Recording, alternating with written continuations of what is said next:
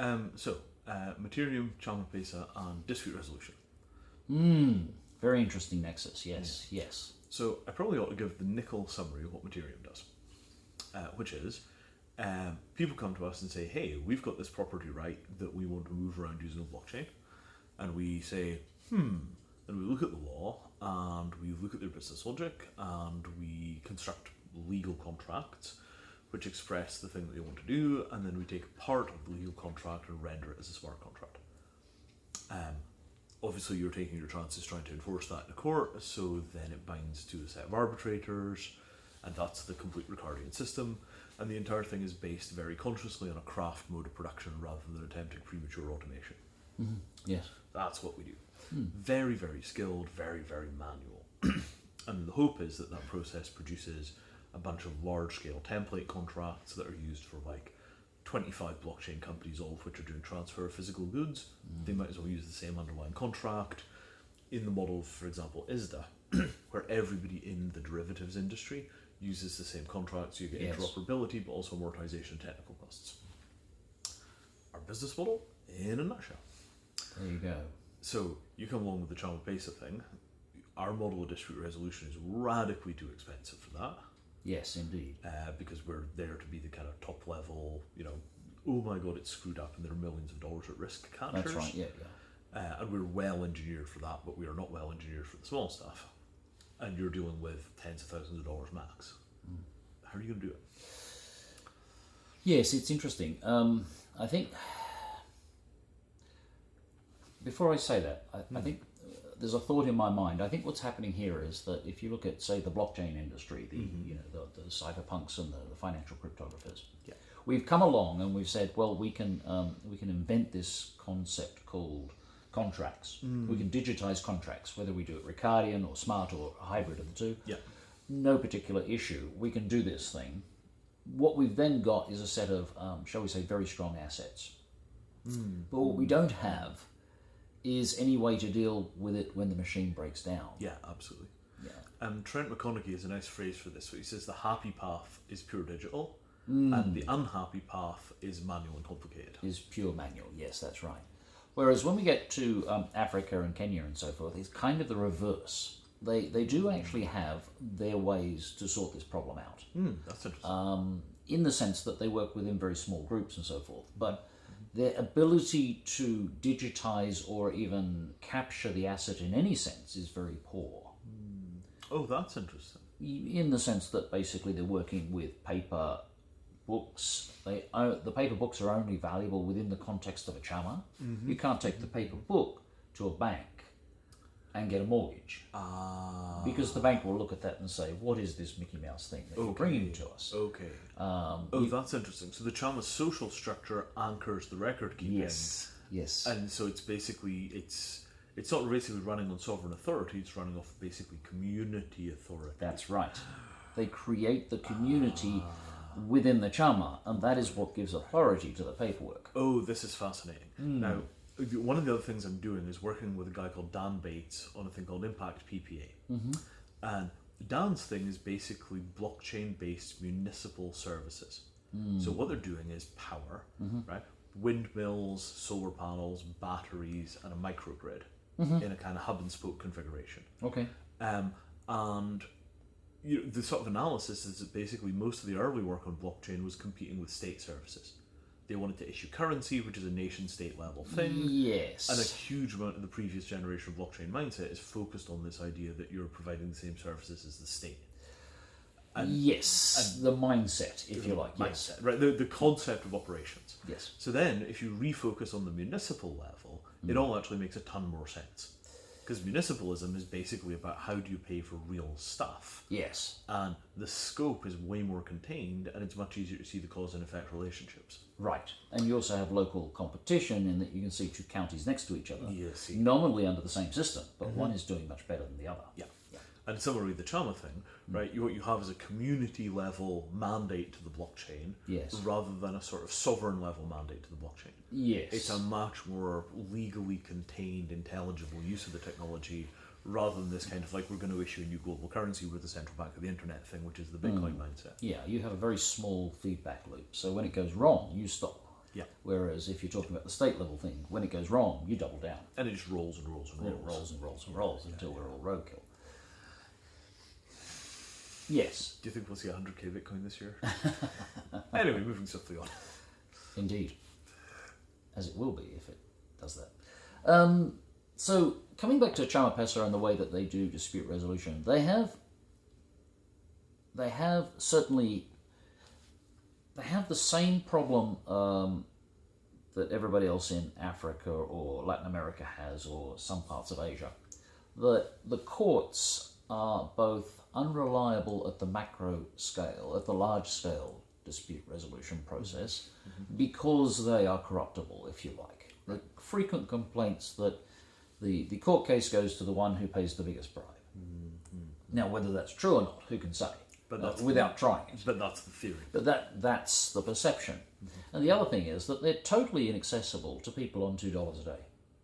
Oh, that's interesting. Yeah. Okay. You do not get to resolve a dispute if you're not a relatively well-off person, because you can't afford to talk to a lawyer. Right. And you can't afford to even necessarily make the trip to the courthouse or file the first brief. You literally just can't get into the system. You aren't. It's completely shut out for you. So the locals have a very strong sense of community, and they also have, if not in practice, but certainly within their minds or their memories, the notion of tribal elders. So consequently, there's always somebody you can go to if you need to resolve a dispute. There's always a sense that we could do this or we could do that, etc., etc. So the Chama is basically constituted on the sort of community's cooperative agreement, and then that comes with a shared model of dispute resolution. So that's coming baked into the social tier, and they're already using that on paper. Yes, but it's not explicit. It's the sense there is that when we started talking about arbitration and dispute resolution as a formal process, they all automatically understood it, but they hadn't experienced it in such a formal fashion before. So as things just are sort of getting hashed out. In the sense that they worry about the disputes when they happen, and they don't have this, shall we say, contractual sense, where in your contract you write a clause that refers to dispute resolution to a particular forum, Right. which is what we in the West do customarily. They would not do that, because in a sense they don't have a forum where they can take their disputes, so they don't bother to imagine it up front. Right. However, if you come to them with a forum that works, they're quite happy to adopt it, because they know the existing forum isn't for them. Right. So we found it was actually extraordinarily easy in comparison to the West. Selling Western communities on arbitration is a hard one. It's Because really hard. They think they've got access to the courts already. Yes, and they think their courts will protect them, and they think that their courts will look after them. Yeah. Now that can't possibly be true, because when you go to court, one party has to lose and one party has to win. Right. So somebody's not going to be protected. Yes. Chris Ray talks about this, that up front everybody wants the most severe possible sanction, because they never imagine they'll be the one in default. That's right. Yes, exactly. So there's this very big perception that our courts are good, and especially if you go to the larger the country gets, the more the belief in their own legal system. Sure.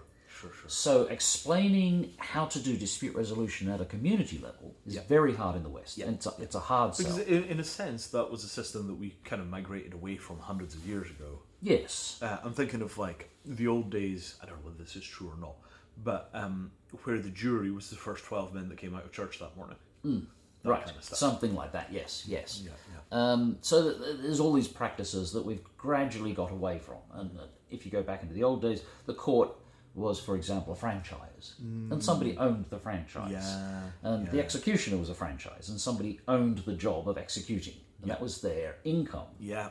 So we got away from that system. We went to a more state-oriented model, because that was thought to be more independent, and standards could improve, which it does in many respects, in many places. I mean, it's relatively uniform justice. Yes. It might have the same, it has roughly the same error rate at all tiers.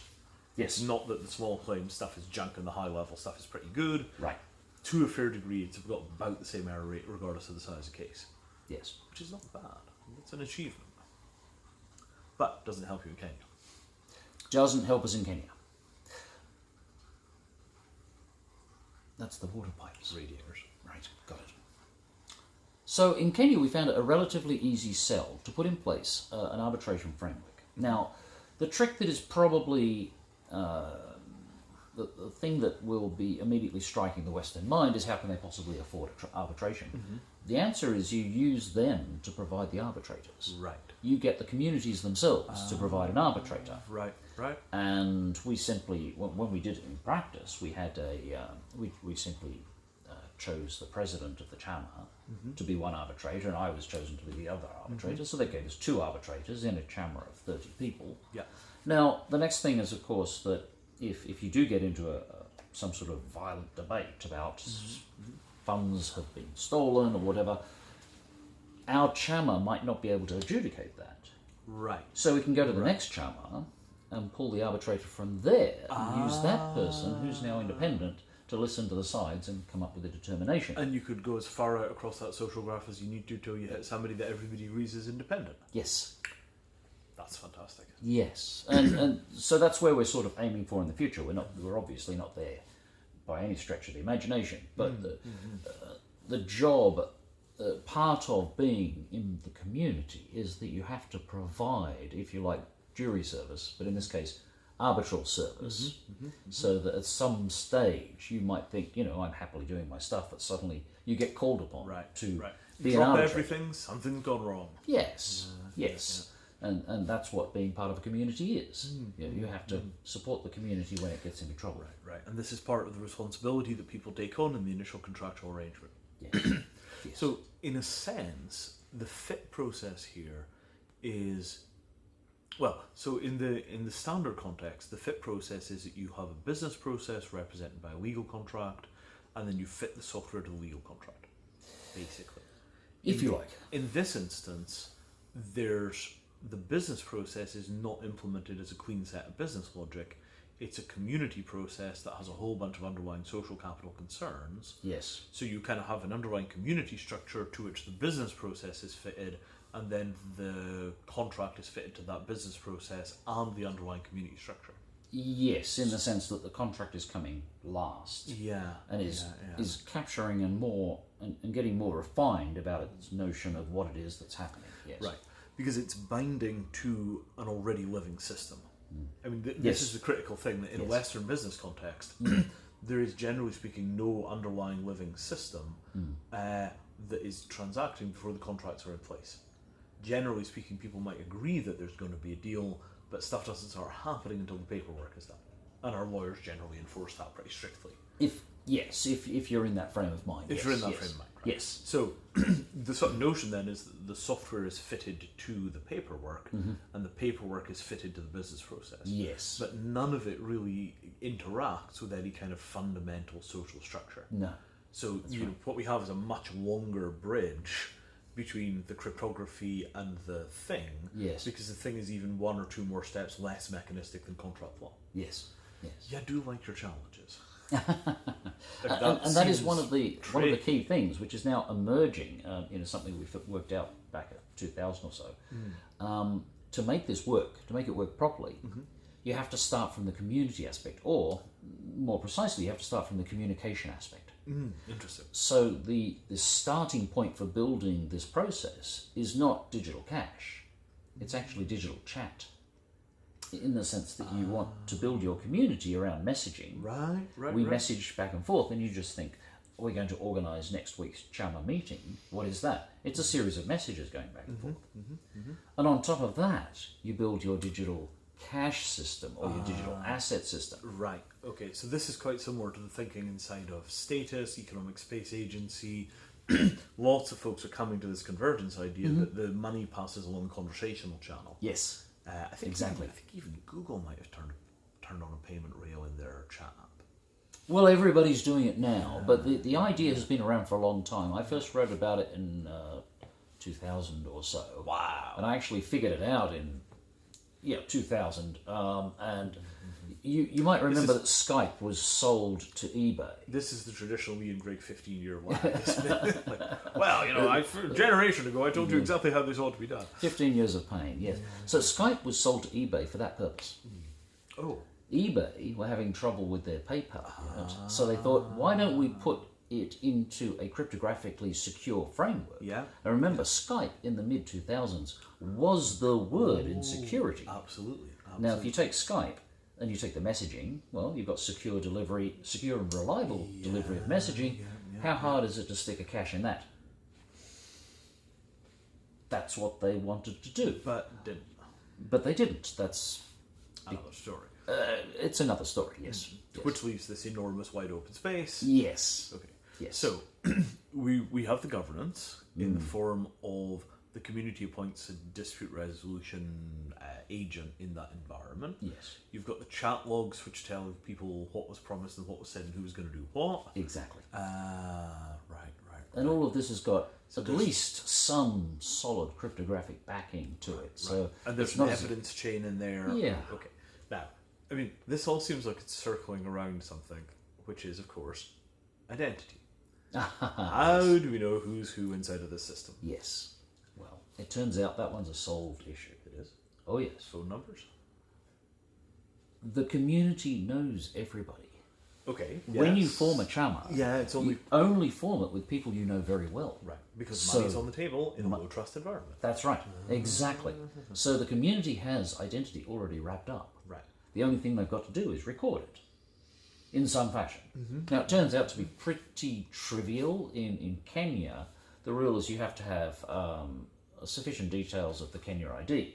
So if there's a government-issued ID, you're done. Okay. And because a chama is a very light-scale thing, we're not talking KYC and AML and anything like that. This is just a savings club. Yeah. So we don't actually need to do very much. Right. So they have this very lightweight rule. But Right. but actually, you can go a lot further because, of course, you can't take the Kenya ID or a passport or whatever, and you can't just sort of distribute it willy-nilly outside the chama. But what you can do is capture information about who is there, and you can make a summary record, if you like. The chama itself can become an authority. Say a little more about that. So you somehow have almost like voting inside of the chama on who's who. Or No, some way well- of- say a little more. I didn't quite understand that. Yeah, so of course the problem or the desire that certainly in the West people have about identity is that they want to go to some institution like a government or a corporation or an Uber driver or something like that and present something that suddenly makes it all good. Yeah, absolutely. This notion that you have a hard identity credential, you bang your passport on the table, and there are no further questions about who you are.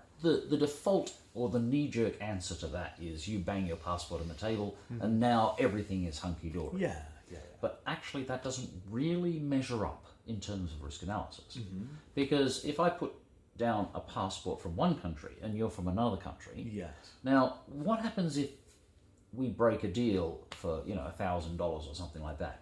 Are you going to pursue me to another country? Yeah, absolutely. It doesn't work. You're outside the records bubble. Yeah, and in fact, even if you think about the process in the local community, a court case at the local magistrates' courts is going to cost you $1,000. So I see where what's you're going. happening is that the identity document has become an expectation, Right. but it's not actually delivering the trust or recourse that you want. Because you think it's a promise of enforcement, and it's actually not. Even if we know who this guy is, we're not going to do anything. And you can take it to the extreme. So if you talk about, say, the Germans or the Swiss or something like that, my name is my bond. If you've presented your name and a passport, that's it. They will act very well. But if you go to South America or places in India and so forth, and you get somebody's name, is that going to be much use to you? Probably not. Especially if they spot you as a foreigner. Sure. So the issue is not the identity. The issue is how do I get recourse for something going wrong? Right. Now, coming back to the chamas, we all know who everybody is in the chamas. If I can present to you a fairly good indication that I come from a particular chama, and that chama is in the network. Okay, so the chama is the namespace. Yes. You are Bob of Truck Chama. There you go. Right. This is Exactly. Helen of Farm Chama. Yes. This is Fred of Weaving Chama, or whatever they are. Yes. And you have this namespace. So the people are connected at a community, which is probably exactly what they did with villages. It It's is, certainly you know, what the Scots did with Bob villages. Smith is Bob the Smithy, Yeah. literally. You know, and Bob from that particular village. That's how it was done in the old day. Yeah, absolutely. So if I come to you and I give you credible evidence, phones, crypto, and so forth, that I'm of a particular chama, Right. and you know that chama's in the network, Yeah, got it. you now know that you can go for a course. And this is kind of community level DNS. Yes, and you don't need to know my name. And the channel has a bunch of assets. Exactly. Skin in the game. So somebody comes and represents themselves as being from a particular chama. The chama has authorized them to use that credential. They go to another chama to rent a truck, buy a truck, whatever it is they're doing. Do some trade, do This some is business. done, something goes wrong, and you go to the chama and say, hey, this person that you warranted, Yeah, this person has gone with my truck. yes. And now- Investigations proceed. And now we've got people, we've got assets, we've got evidence, etc., etc. So you begin to build accountability, Yes. and presumably if somebody doesn't honour their warrants, Yes, they'll have black mark against chama as a whole, which impedes their ability to trade. yes. And we did all that without your identity. Yeah. You know Matthew Schutte of Holochain? No, I'm afraid not. So he is a big advocate of what he calls discretionary enforcement. So he says there's basically two ways that you can punish people who misbehave. The first is to go around and take their stuff. The other is to not give them more stuff in future.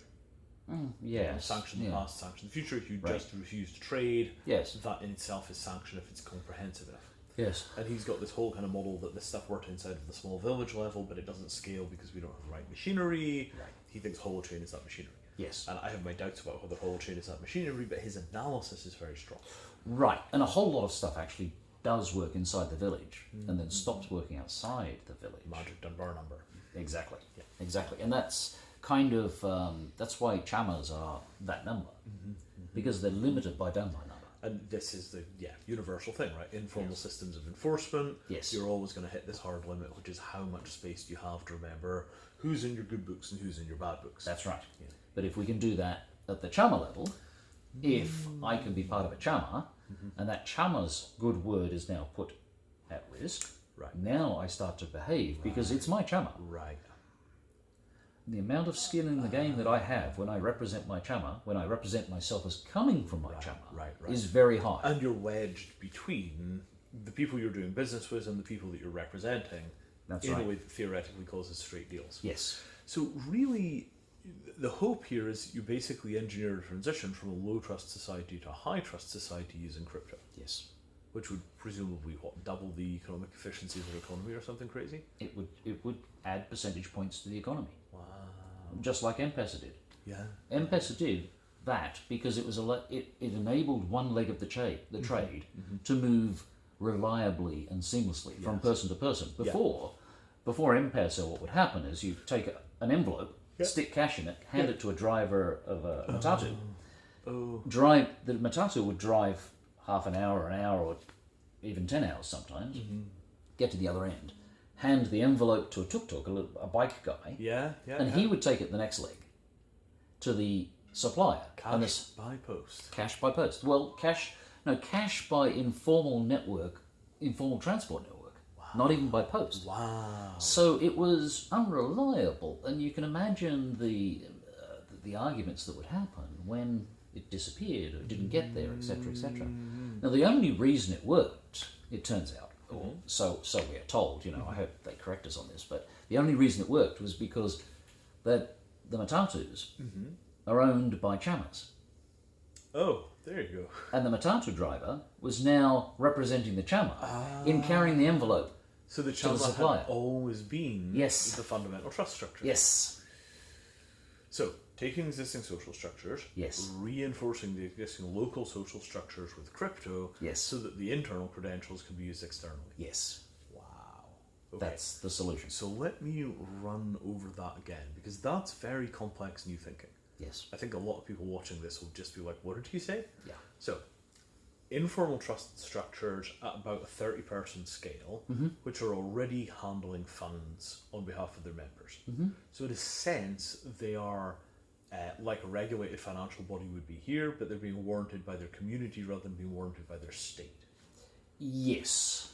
Yes. So you have a system of financial agency. This person is the financial agent of this other 30 people. Yes. If they misbehave, we will be righteously annoyed. Yes. Then that structure, traditionally not that fungible, because if you don't know those people already, you don't know whether Fred is actually from that Chama or not, because the Chama doesn't have an easy way of extending credentials. Exactly. So you add a digital credentialing system which takes the pre-existing trust structure Yes. and makes it easy to extend the trust in a geographical sense. Yes. Right. So that then enables what? It enables commerce in the sense that you can now safely deal with a Chama on the other side of the country So you without having met them before. get Ricardian advantage. You can trade with people that are less like you, which Yes. means that you've got more advantage from trade. Yes. You've got tons and tons and tons of rice, they've got tons and tons of wheat, because they're at the other end of the country, whereas all your neighbours are also growing rice. That's right. So further away, the further people are across the social graph, the more likely it is the trade will be commercially useful, Yes. but the harder it is to perform. Yes. And you bring that barrier down and everybody gets richer simultaneously. Exactly. Wow, this is amazing. And the interesting thing is that everything we're building is improving everybody's lot. So It's not taking away from anybody. Right. Uh, And but the it scope only- here is similar in horizon to things like microfinance, but without the injection of capital. So it's kind of solving the same problems that microfinance was supposed to solve, but microfinance has been a bit of a mixed bag because it turns out the credit is dangerous. Yes. Well, it turns out that if you go there as the rich white capital provider and inject in rich white capital models, Yeah. they don't work. Yes. If you you try and flatten the local people into your way of thinking, on paper it worked.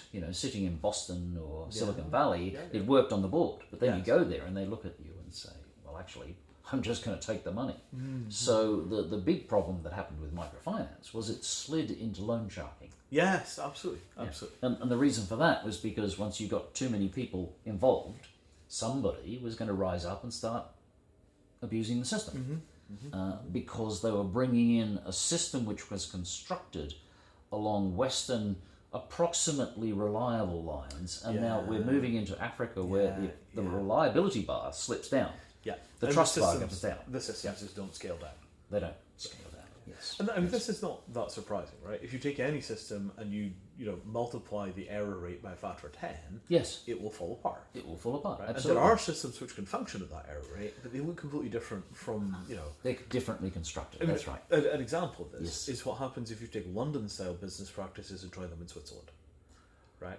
Right. And similarly, you take London-style business practices and try them in Italy, and it's a failure in either direction. Yes. Right? That's right. The Swiss have this assumption that the thing is done when it's done. The Londoners have this assumption that the thing is done when it's about 89% done. It's 89%, something like that. Good enough. We'll figure out the details. Yes. The Italians are like, we met, we had dinner, we like each other, it's done. Yeah. And that question of when is the deal done, like Yes. the Dutch. Yeah. The Dutch have a super complicated way of deciding when things are done. Super complicated, almost incomprehensibly complicated by London standards, which is why the Dutch can do 7-party deals. They're really specialised in large-scale multi-party deal making, whereas the London approach is like 2 people at a time, maybe 3 in a pitch. Yes. And all of those conceptual models of what it looks like when the thing is done Right. are tied to different social models of trust. Yes. So when you take your social model and you go to somewhere like Africa, Yeah. you can't conceive of what's going on, Yeah. so you don't see it. Yeah. You're blinded to it. Yeah. Oh no, absolutely. And all of this cultural stuff is invisible. Yeah. I picked it up a bit from having parents from different species, sorry, races, Yeah. continents. Yes, there you go. That's quite funny. Tired, but that kind of bridging of worlds. Yes. The constant confusion inside of my family unit about the meaning of even simple words, was not because both parties didn't understand English perfectly, but because there's a concept of backing up onto completely different frameworks. Yes. Like obligation, Exactly. right? Promise. Yes. These are words which in a Western context mean one thing, in an Indian context they bind onto a totally different semantic structure. Right. It's almost impossible to communicate across those barriers. And a word like "oh," how strong a word is that? If you're in Switzerland, that's a very different word from in Ireland. Okay. Interesting. Even if it's all in English. Yes. The underlying cultural constructs are so different. So you're basically taking a bunch of crypto and wrapping it around a cultural construct Yes. that you think is a better fit for crypto than what the stuff we're doing here? Well, I think so, because the thing that struck me was that there are many, many chambers, and that's fantastic. That's lots of fun. I mean, literally, like, there must be hundreds. There's a thousands. million or so. A million. Yes, Wow. there's 300,000 that are registered, and Okay. below that there's another 3 times that which are unregistered, which are basically, hobby clubs. We would call them clubs or hobby groups. So you're talking about a million, and therefore you're talking about a million assets, which means a million Ricardian contracts. Ooh. Now you try and do that with ERC20s. Oh, that's not happening anytime soon.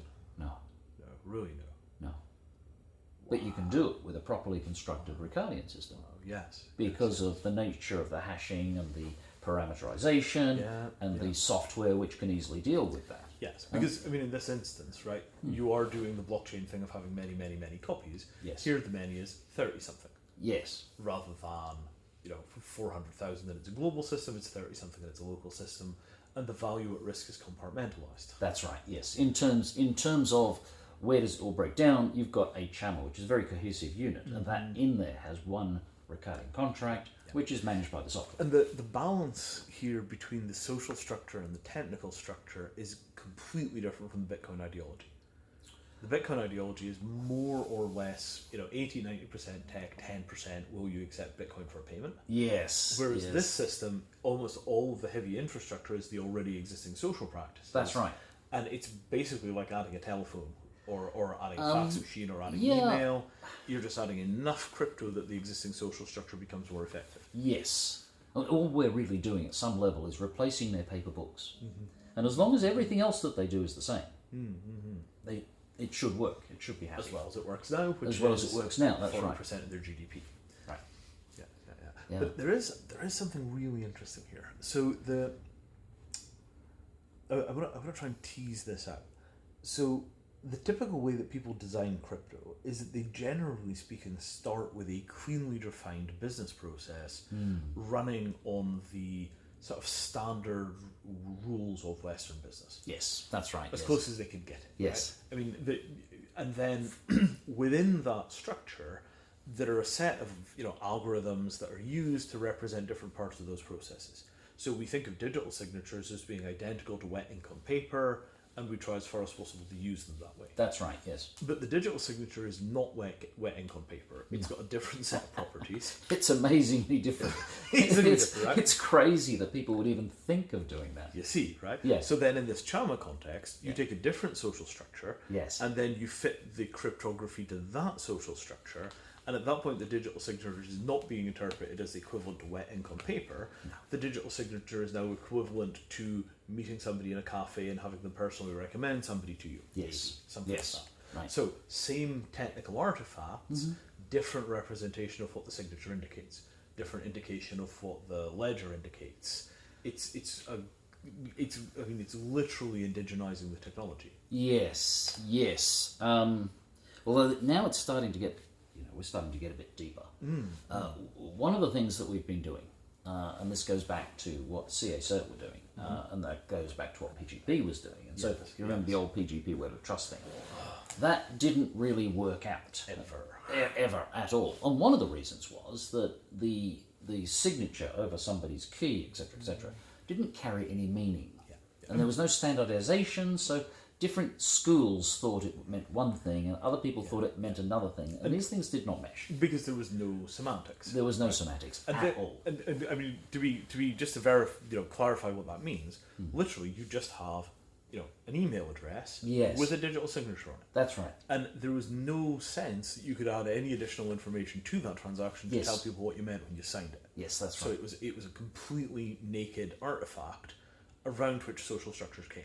Yes. And this is, by the way, is why I loved SPKI, because SPKI had a rich semantics for talking about what the signatures meant, Yes. but nobody ever used it. But nobody ever used it, yes. So now PKI comes along and creates this semantic structure called a CPS and so forth and so on, which gives you a sense of where to go. Now, they didn't solve it, and the reason they didn't solve it was because they mucked up the liability. The CAs never took on the liability, so therefore you've got this race to the bottom in terms of quality. And again, we've got to specify what this is. So we're talking about the things from which you buy your HTTPS certificate, Yes. which gives you the padlock on your website. So the process is, you take a bunch of money, you take your corporate documents, you go and see an entity called a certificate authority, they check your documents and then they give you the certificate. But because you're paying them, they're incentivized to give you the certificate rather than check the documents really carefully and figure out that you're a scammer. And this results in things like a fake certificate being issued from Microsoft.com. Yes. And many, many other examples of difficulties. So the system didn't deliver enough value to be useful for people. It didn't work out. Now CA-Cert comes along and tries to do it properly, so sets up assurers all the way around the world. We had something like 6,000 assurers. Yeah. But we had to answer that question, what happens when it goes wrong? Who pays the cost of what happens when it goes wrong? Now, The liability ones. The liability question. Now, the CAs avoided that because what they basically said was, you suffer, you pay for it when it goes wrong. We're out of it. We have these contracts protecting us. Yeah. But because CA-Cert was a community, it wasn't possible for us to say, you pay it because you is us. We can't dump the liability on ourselves. It doesn't work. We had to find an answer, and the answer was arbitration. In that, we added the clause in, and everybody came in under arbitration. And if a certificate were to ever fail, we had this mechanism by which we say, file a dispute, and the arbitrator will tell us what to do, case by case. Yes. So we've got the answer. That's how you solve up the liability question. But CA-Cert was too narrowly focused. What it was trying to do was this whole CA thing. That didn't quite work out. But what it did do, and the funny thing was, nobody expected this. When arbitration went into place, a lot of the people in the community started to behave a lot more maturely. You used to have this normal internet geekery thing going on. Yeah. And what happened then was that there would be arguments on the net, like there are on Twitter today. Yeah. When the arbitration process came in, people backed off from that and stopped being nasty to each other. Yes. And they started to be more professional about the work they did, more careful. So we discovered that... Is this because having an actual sanction in the system meant that people were no longer jockeying for position so hard? It meant that people had consequences. They had skin in the game. It meant that if they got out of line... previously, there were no consequences. You could go out there and slander somebody and you know, call them some terrible name. Oh, but you could and it didn't matter. But you had a dispute mechanism, so if somebody did something which was outrageous... Then you could be called to account, and just you might get away with it. Right. But the fact that you have to stand up in front of an arbitrator and say, when I called this guy a complete and utter dickhead, Yes. I didn't really mean it. I was, speaking rhetorical. Right. But you have to say that. Right. So people got a lot more mature. That's fascinating. And that allowed the whole organisation... Could the internet use a slice of that?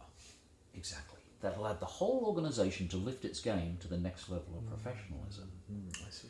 But the other thing that happened was we pretty much nailed down what the nature of the certificate was.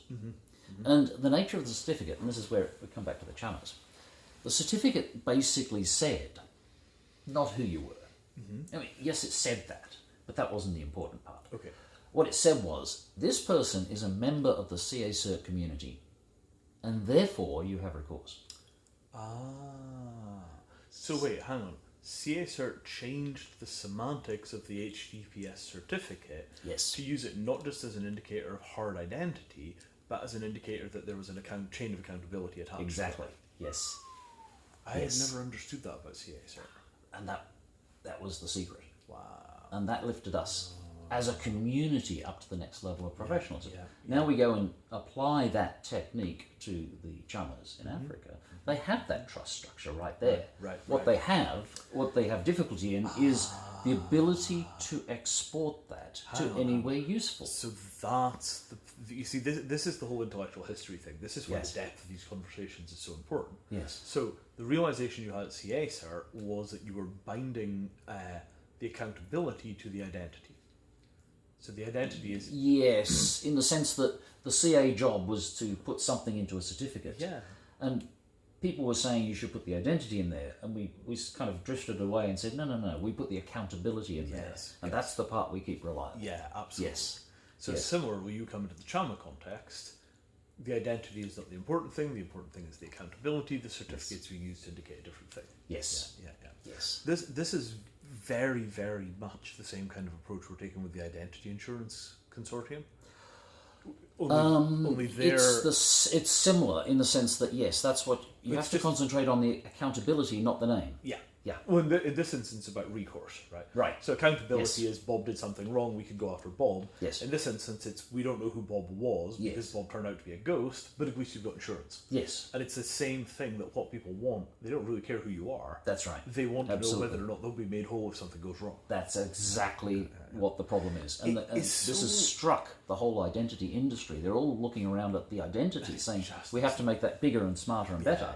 No, But that's not the problem. No, that's not what people It was want. never the problem. The problem is what happens when it goes wrong. Yeah. I mean, Rob has a lovely analysis of how credit cards work, and he points out that it's actually about 5 or 6 different services bound into a package. Yes. And yes. we use them in different contexts for different parts of that package. Yes. But almost all of our digital systems, Yes. the signature only means a single thing. It's not a bundle. Right.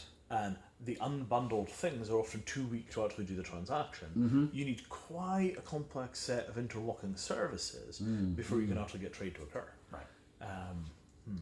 Well, this has been extremely interesting.